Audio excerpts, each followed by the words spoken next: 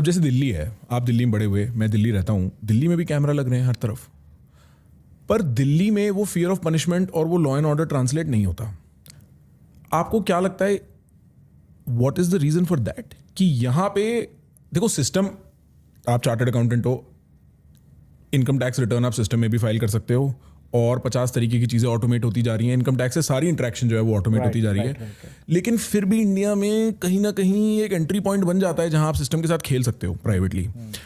ऐसा what is so different about Dubai कि वो पॉसिबल ही नहीं है कि यहाँ पे फियर ऑफ पनिशमेंट एक्चुअली है, कि जो मेरे रूल्स और टेक्नोलॉजी है वो एक्चुअली अप्लाई होती हैं। ऐसा क्या डिफरेंस है?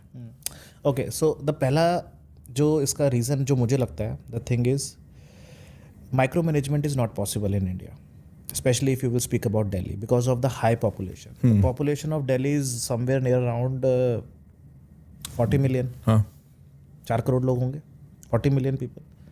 The population of UAE is 10 million only, 1 crore. मतलब Delhi is 4 times population than UAE. हाँ. दूसरा, there are people who are actually manipulating the system or they are playing with the system by their will. उनको मज़ा आता है power में मज़ा आता है, ये हार्मफुल है सबसे ज़्यादा। मतलब इसकी वजह से दूसरे लोगों को परेशानी होती है। But to find those people and to eliminate those people are literally impossible, because by the time when you will find those people and eliminate them, you will find hundreds of those people again in the system, because they are being taught in that way कि उन लोगों को मज़ा आता है कानून तोड़ने में, रेड लाइट जंप करने में उनको मज़ा आता है, उनको पुलिस वाले के साथ झगड़ा करने में मज़ा आता है, उनको मज़ा आता है कि वो रात को गाड़ी में बैठ करके शराब पीते हैं। सॉरी, मेरे को पता नहीं बोलना चाहिए या नहीं बोलना चाहिए ये कैमरा पे, बट मेरे हिसाब से ये उनको उसमें प्राउड फील होता है, उनको समझ ही नहीं आ रहा है कि वो क्या कर रहे हैं अभी भी। तो this is not the way ना। ये तो आपकी अपनी खुद की विल है। You can not put everything on the system. हमें लीडरशिप को ब्लेम करना हमारे लिए सबसे आसान होता है, मगर पहले हमें खुद को बदलना सीखना पड़ेगा। First we have to change our self, then we have to ask the people. सारे पुलिस वाले अच्छे नहीं होते, सारे पुलिस वाले ख़राब नहीं होते, बट दे आर, अगर आप एक दिन एक पुलिस वाले की जगह रह करके उसकी नौकरी एक बार आप करके देखेंगे तो देन यू विल अंडरस्टैंड कि उसकी लाइफ कितनी टफ है। मेरा आंसर इसको लेके ये है कि इंडियन आदमी फ्रीडम फ्रॉम सिस्टम चाहता है, और एक ही बात है यहाँ पे फ्रीडम विद इन सिस्टम, कि एक सिस्टम है उसके अंदर आपको जो करना है करो, आप कर सकते हो। पर इंडियन आदमी की थोड़ी पावर ट्रिप होती है फ्रीडम फ्रॉम सिस्टम की हमारी, बिकॉज उनको ऐसा लगता है कि उनको ज़्यादा रिस्पेक्ट मिल रही है पावर गेम से। ये सच नहीं है, this is not the truth.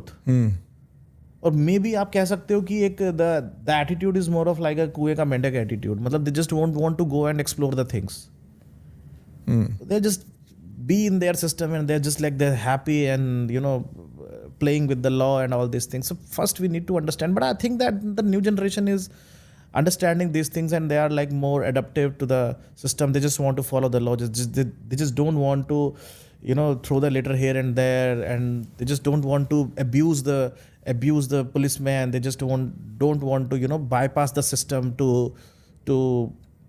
make any benefit for them, like पैसा दे के ड्राइविंग लाइसेंस बना लिया या all these things, like they just don't want to do it, they just want to follow the system. They are understanding it is their country and we have to respect that.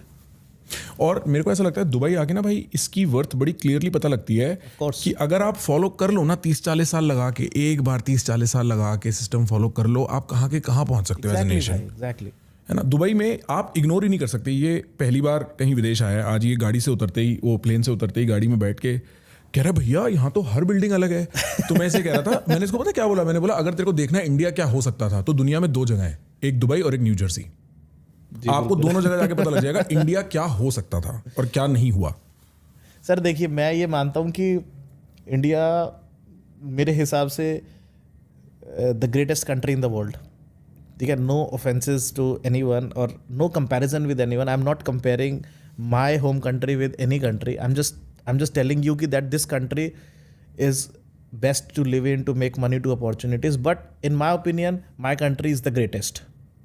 मेरा भारत महान था, मेरा भारत महान है और महान रहेगा। हमें थोड़ा सा बदलाव की ज़रूरत है, जो मुझे लगता है कि आ रहा है। तो पॉजिटिव सोचने में ही भलाई है। तो भाई forget about new Jersey, forget about Dubai, just focus on New Delhi. Let's go.